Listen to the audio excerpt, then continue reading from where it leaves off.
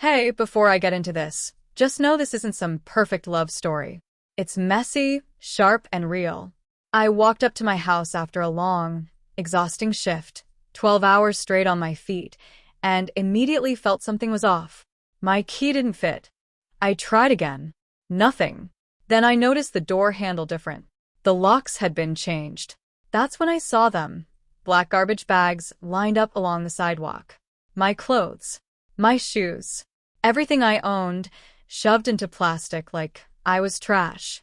She stood in the doorway, arms folded, her face completely unreadable. "Take your things and go," she said flatly. "You don't live here anymore." My name is Daniel.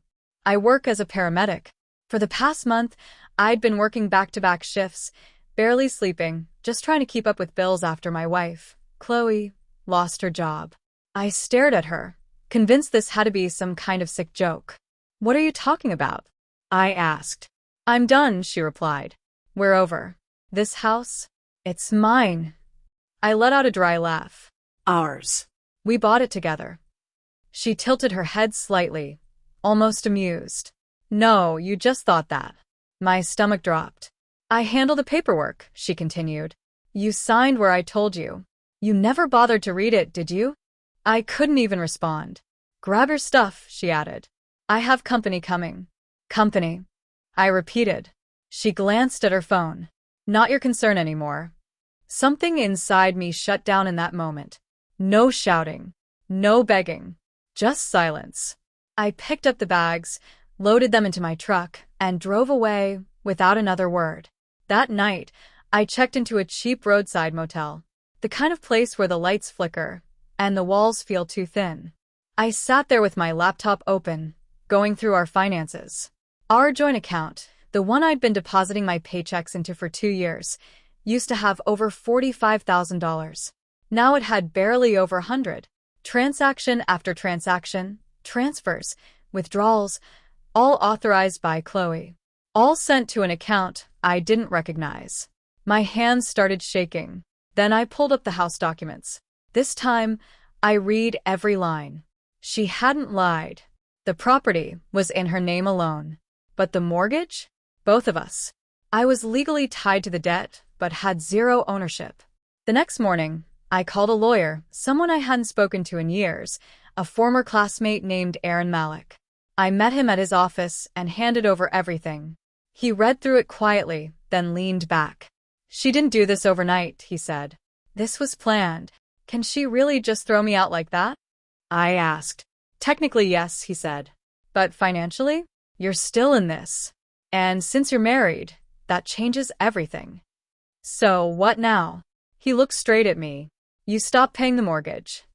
I blinked. "That'll destroy my credit." "Not if we play this right," he replied. "Let's see how she handles the pressure." So I stopped paying. 2 missed payments turned into 3. Then, finally, she called. "What are you doing?" she snapped. "The bank's been calling me nonstop." I stayed calm. "I thought it was your house." "This isn't funny," she said. "You need to pay your half." "Why would I pay for something I don't own and can't even step into?" Silence.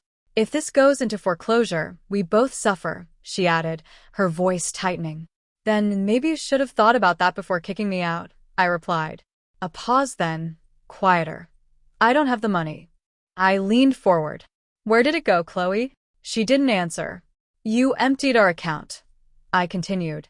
"That was my money too." "It's none of your business." "It is now," I said. "My lawyer's already digging into it." There were muffled voices in the background. Then she came back on. "We should talk in person." "No," I said. "We're past that." 2 days later, Aaron called me in. He handed me a report. Every transaction traced. Every detail uncovered. The money hadn't disappeared. It had been funneled into an account owned by a man named Adrian Russo. "Who is he?" I asked. Aaron met my eyes. "Her boyfriend." It felt like the air had been knocked out of me. "She's been seeing him for months," he continued. "He's involved in real estate deals, not very successful ones. She was funding him. That money? It went into his failed projects." I flipped through the photos. The 2 of them at restaurants. Hotels. His hand resting casually on her back like he belonged there. Here's the twist, Aaron said. He's married. 2 kids. I let out a slow breath, anger building but controlled. And the house? I asked. Worth around $330,000, he said. Still heavily mortgaged. Her plan was to sell, split the profit with him, and disappear once his divorce went through. I leaned back, processing it all. She really thought this through, I muttered. She thought she did, Aaron corrected. But she forgot one thing, you. He explained that since the house was bought during the marriage and I'd been paying into it, I had a legal claim to the equity, regardless of whose name was on the deed. That was all I needed.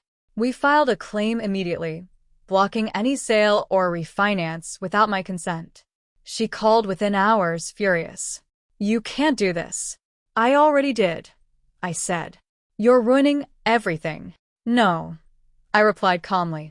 You did that yourself. The bank kept calling her. The pressure built. And without my payments, she couldn't keep up. Finally, I laid it out. We sell the house, I said. You return every dollar you took. We split what's left fairly. That's not fair, she shot back. Then I expose everything, I said. Him. You. All of it. Silence. Then quiet sobbing. 3 days later, she signed. The house sold not long after. When everything was settled, she walked away with almost nothing. I recovered my money, and more importantly, my freedom. Her boyfriend? He didn't stick around once things fell apart. And his wife eventually found out anyway. The last time Chloe called me, her voice was broken. You destroyed my life. I didn't raise my voice.